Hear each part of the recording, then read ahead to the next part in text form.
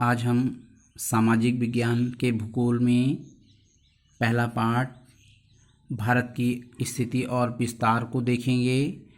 इसमें हम 4 टॉपिक पढ़ेंगे, जिसमें हमारा पहला टॉपिक है गोलार्ध। भारत की स्थिति और विस्तार को जानने के लिए हमें इसका ज्ञान होना बहुत ज़रूरी है। तो गोलार्ध क्या होता है? गोले का आधा भाग। अगर हम पूरे ग्लोब को 2 भागों में विभाजित कर दें, इधर से इससे ऊपर का जो हिस्सा है ये उत्तरी गोलार्ध कहलाएगा और इससे ठीक नीचे का हिस्सा जो है ये दक्षिणी गोलार्ध कहलाएगा। तो यहाँ से हम देख सकते हैं ये भारत है, तो भारत जो है उत्तरी गोलार्ध में पड़ता है। इसी तरह से हम ये भी कह सकते हैं कि ये पूर्वी गोलार्ध का हिस्सा है, इससे ऊपर, इससे सामने, और इससे ठीक पीछे जो है ये पश्चिमी गोलार्ध आता है।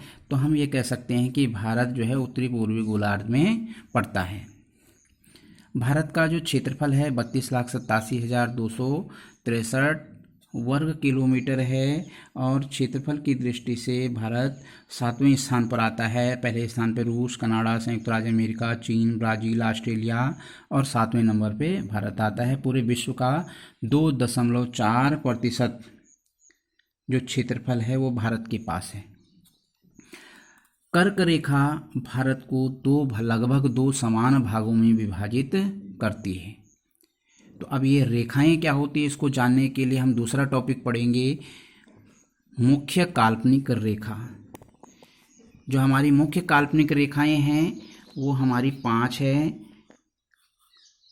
पहली है हमारी भूमध्य रेखा, यानी जो भूमि के ठीक बीच में लाल कलर दिखाई दे रहा है, भूमध्य रेखा। इससे जो ऊपर 23.5 डिग्री पर जो रेखा खींची गई है उसको हम कर्क रेखा कहते हैं, जबकि दक्षिण की ओर 23.5 डिग्री पर जो रेखा खींची गई है इसको हम मकर रेखा कहते हैं। तो इन दोनों के बीच, कर्क और मकर के बीच टेम्परेचर जो है वो अधिक देखने को मिलता है। ये जो मुख्य रेखाएं हैं तापमान को दर्शाती है, इसलिए कर्क और मकर के बीच अधिकतर जो तापमान होता है वो क्या होता है, सबसे अधिक पाया जाता है। भूमध्य रेखा पर जो रात और दिन होते हैं लगभग बराबर होते हैं। इस भूमध्य रेखा से 66.5 डिग्री पर जो हरा कलर दिखाई दे रहा है, उत्तरी गोलार्ध में इसको आर्कटिक रेखा कहा जाता है, जबकि भूमध्य रेखा से 66.5 डिग्री नीचे दक्षिणी गोलार्ध में जो रेखा है उसको अंटार्कटिक रेखा कहा जाता है। तो कर्क रेखा भारत को 2 लगभग बराबर भागों में विभाजित करती है, इसलिए इस क्षेत्र में जो देश पड़ते हैं वहाँ पर 21 जून को दिन बड़ा और रात छोटी होती है, जबकि मकर रेखा में ठीक विपरीत होता है, रात बड़ी और दिन छोटा हो जाता है। इसके बाद हमारा तीसरा मुख्य टॉपिक है अक्षांतर और देशांतर। पूरे ग्लोब में भूमध्य रेखा जो कि 0 डिग्री पर है, इसमें प्रत्येक डिग्री पर अगर हम जो है लाइनें खींचें तो उत्तरी गोलार्ध से ऊपर 90 लाइनें यानी 90 रेखाएं होती हैं और दक्षिणी गोलार्ध से नीचे भी 90 समांतर रेखाएं होती है। तो इन समांतर रेखाओं को हम क्या कहते हैं, अक्षांतर रेखा कहते हैं। तो इस प्रकार से क्या है, अक्षांतर रेखाओं की जो कुल संख्या है वो 90 ऊपर 90 नीचे और +1 जो है वो हमारी भूमध्य रेखा विषुवत रेखा, इसको जोड़ दें तो 181 अक्षांतर रेखाएं हो जाती हैं। ये हमारे टेम्परेचर को बताती है, प्रत्येक डिग्री पर ये टेम्परेचर की भिन्नता को दर्शाती है। 2 देशांतर रेखाओं के बीच की यानी 1 डिग्री के बीच की जो दूरी है वो 111 किलोमीटर है। इसके बाद आ जाता है देशांतर रेखाएं। उत्तरी ध्रुव से दक्षिणी ध्रुव की ओर जो मिलाने वाली जो रेखाएं होती हैं, काल्पनिक रेखाएं, इनको हम क्या कहते हैं, देशांतर रेखा कहते हैं। इन देशांतर रेखाओं की संख्या 180 इधर और 180 ठीक इसके पीछे यानी कि 360 होती है। ये समय और दिनांक, तिथि का निर्धारण कराती है। इसके लिए हमने जो है एक मानक रेखा जो ग्रीनलैंड की ग्रीनविच देश से लिया है, स्थान से लिया है। इससे पश्चिम की ओर जाने पर प्रत्येक डिग्री पर जो देशांतर रेखा है उसमें 4 मिनट को घटा दिया जाता है, जबकि पूरब की ओर जाने पर प्रत्येक डिग्री पर जो है 4 मिनट को जोड़ा जाता है। और पूरी जो पृथ्वी है इसको 24 मुख्य समय जोन में बांटा गया है ताकि समय और तिथि का निर्धारण किया जा सके। अब आते हैं हमारे जो मुख्य टॉपिक है वो हमारा है चौथा टॉपिक, भारत की स्थिति और विस्तार। इसके अंदर हम जो है इन 8 सब टॉपिक को देखेंगे। सबसे पहला आता है हमारा अक्षांश व देशांतर रेखा। भारत का अक्षांश विस्तार कितना है? अक्षांश विस्तार को देखने के लिए अगर हम पूरे ग्लोब को इस प्रकार से अलग अलग डिवाइड कर दें अक्षांशों में, तो भारत का जो अक्षांश विस्तार है वो 8 डिग्री 4 मिनट उत्तर से 37 डिग्री 6 मिनट उत्तरी अक्षांश है। जबकि जो भारत का जो देशांतरी विस्तार है, अगर हम इस प्रकार से सीधी लाइनें खींचें तो भारत का जो देशांतरी विस्तार आता है वो 68 डिग्री 7 मिनट से लेकर के 68 डिग्री 7 मिनट पूरब से 97 डिग्री 25 मिनट पूर्वी देशांतर भारत का अक्षांश विस्तार है। और जो मुख्य दूरी है इसकी जो लंबाई है उत्तर से दक्षिण तक, यानी कश्मीर से लेके कन्याकुमारी तक, ये 3214 किलोमीटर है। जबकि पश्चिम से पूर्व तक जो मुख्य दूरी है वो 2933 किलोमीटर है। इसके बाद आते हैं कर्क रेखा। कर्क रेखा भारत को 2 लगभग बराबर भागों में बांटती है और ये भारत के 8 राज्यों से होकर के जाती है। पहला राज्य हमारा हो गया गुजरात, ये दूसरा राज्य हो गया हमारा राजस्थान, तीसरा मध्य प्रदेश, चौथा हमारा छत्तीसगढ़, पांचवा हमारा झारखंड और छठा पश्चिमी बंगाल, सातवां त्रिपुरा तीनों ओर से घिरा और आठवां हो गया हमारा मिजोरम। तो इस प्रकार से कर्क रेखा भारत के 8 राज्यों से होकर के जाती है। ये जो कलरफुल है जहाँ पर कलर किया गया है ये 8 राज्य हैं, कर्क रेखा इससे होकर के जाती है। इसके बाद है स्थलीय सीमा। जो भारत की जो स्थलीय सीमा है, यहाँ से ये काले स्केच से जो किया गया है, यहाँ से बांग्लादेश को पूरा कवर किया गया है। तो ये काले स्केच से जो दर्शाया गया है, ये जो स्थलीय सीमा है इसकी लंबाई है 15,200 किलोमीटर, 15,200 किलोमीटर। जबकि भारत की जो जलीय सीमा है वो यहाँ नीले स्केच से दिखाया गया है। इसकी जो लंबाई है 6100 किलोमीटर है। यदि हम इसमें द्वीपों की लंबाई को भी जोड़ें तो भारत का जो तटीय विस्तार होता है वो हो जाता है 7,516 किलोमीटर। अब अगर हम थोड़ा सा देख सकते हैं कि भारत में सबसे ज़्यादा जो तटीय रेखा है वो किसकी है? गुजरात की। और सबसे कम किसकी है? गोवा की। इधर से पूर्वी घाट की तरफ देखें तो आंध्र प्रदेश आता है, लेकिन सबसे ज़्यादा तटीय रेखा जो जलीय सीमा है वो है गुजरात राज्य की। और सबसे ज़्यादा जो थलीय सीमा है वो हमारा क्या है? ये बांग्लादेश।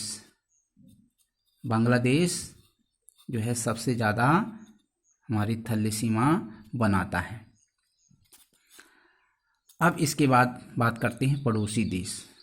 भारत के जो थल से जुड़े हुए 7 प्रमुख पड़ोसी देश हैं। पहला पड़ोसी देश है पाकिस्तान। भारत और पाकिस्तान के बीच की जो सीमा रेखा है वो कहलाती है रेड क्लिफ रेखा। और भारत और पाकिस्तान की जो सीमा रेखा में जो राज्य आते हैं, यहाँ से गुजरात, राजस्थान, पंजाब और जम्मू कश्मीर। उसके बाद दूसरा पड़ोसी देश अफ़गानिस्तान है हमारा। तो जो अफ़गानिस्तान और भारत की जो बीच की जो सीमा रेखा है इसको डूरंड रेखा कहा जाता है। लेकिन भारत से पाकिस्तान के विभाजन होने के पश्चात और पाकिस्तान द्वारा इस क्षेत्र को जो पाक अधिकृत कश्मीर कहलाता है, पीओके कहलाता है, ये पाकिस्तान के कब्जे में होने के कारण अफगानिस्तान हमसे दूर हो गया है। अब हम तीसरे पड़ोसी देश की बात करें तो तीसरा पड़ोसी देश है हमारा चीन। भारत और चीन के बीच की जो सीमा रेखा है इसको हम कहते हैं मैकमोहन रेखा।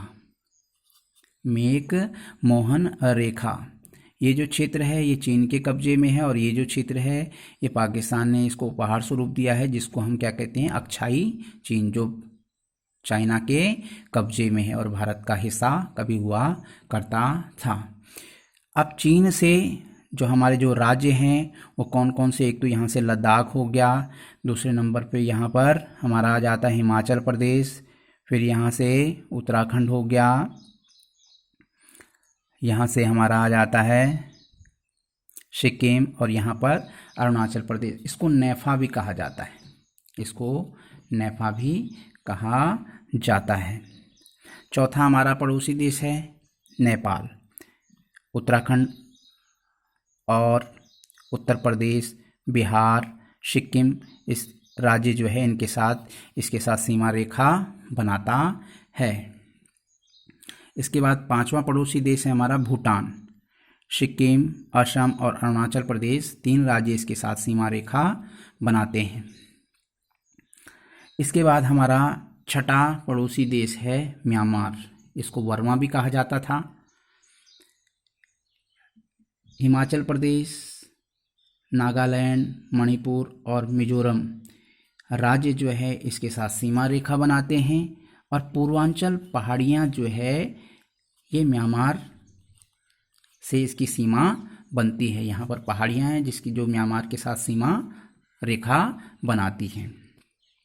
इसके बाद सातवां जो पड़ोसी देश है बांग्लादेश है।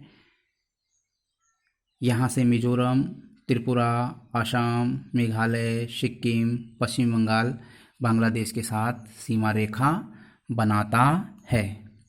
तो ये हमारे 7 पड़ोसी देश हैं। दूरस्थ पड़ोसी देशों की बात करें तो हमारा यहाँ से मालदीव हो गया, श्रीलंका हो गया, यहाँ से इंडोनेशिया हो गया। ये हमारे कुछ दूरस्थ पड़ोसी देश हैं। अब हमारा 7वां जो टॉपिक है वो है मानक समय।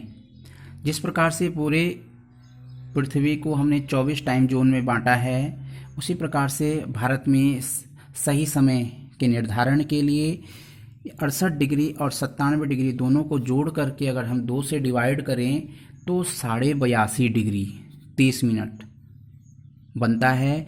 तो ये हमारी जो है समय के निर्धारण में ये मानक समय रेखा खींची गई है, जो 5 राज्यों यूपी, एपी, एमपी, छत्तीसगढ़ और उड़ीसा से होके गुजरती है। जो भारत की समय रेखा है इलाहाबाद के नैनी नामक स्थान से है और ये 5 राज्यों से होकर के गुजरती है। अब अगर हम सागर की बात करें तो भारत के दक्षिण में हिंद महासागर आ जाता है, पश्चिम में अरब सागर आ जाता है और पूर्व में बंगाल की खाड़ी आ जाती है। तो कश्मीर से कन्याकुमारी पर जो ये स्थान है, यहाँ पर तीनों सागरों का संगम देखने को मिलता है। तीनों सागरों का संगम देखने को मिलता है। तो इस प्रकार से भारत और उसके पड़ोसी देश, भारत की स्थिति और विस्तार। अगर हम कुछ और जनरल नॉलेज की बात करें तो यहाँ पर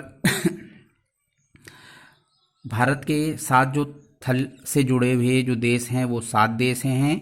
वो 7 देश हैं पाकिस्तान, चीन, नेपाल, भूटान, म्यांमार और बांग्लादेश। और वो देश जो जल के साथ जुड़े हुए हैं, यहाँ से पाकिस्तान और यहाँ से हमारा म्यांमार, बांग्लादेश तीसरा है, चौथा यहाँ से श्रीलंका हो गया और 5वां मालदीव हो गया। जबकि जल और थल दोनों से जो जुड़े हुए देश हैं वो हैं पाकिस्तान, बांग्लादेश और म्यांमार। मालदीव जो कि हिंद महासागर में है, मालदीव जो कि हिंद महासागर में है, और मालदीव और यहाँ पर भारत का एक द्वीप आता है मिनिकॉय द्वीप। मालदीव और मिनिकॉय द्वीप के बीच जो है वो 9 डिग्री है। भारत का जो विस्तार है वो 8 डिग्री पर है। इन दोनों के बीच 9 डिग्री चैनल आता है, जबकि मिनिकॉय और लक्षद्वीप के बीच जो है वो 9 डिग्री चैनल आता है। जबकि यहाँ पर हमारा अंडमान निकोबार द्वीप है, ये अंडमान और निकोबार को जो अलग करने वाला चैनल है इसको हम कहते हैं 10 डिग्री चैनल। जबकि इंडोनेशिया और हमारे अंडमान निकोबार द्वीप के बीच जो चैनल आता है इसको हम ग्रेट चैनल कहते हैं।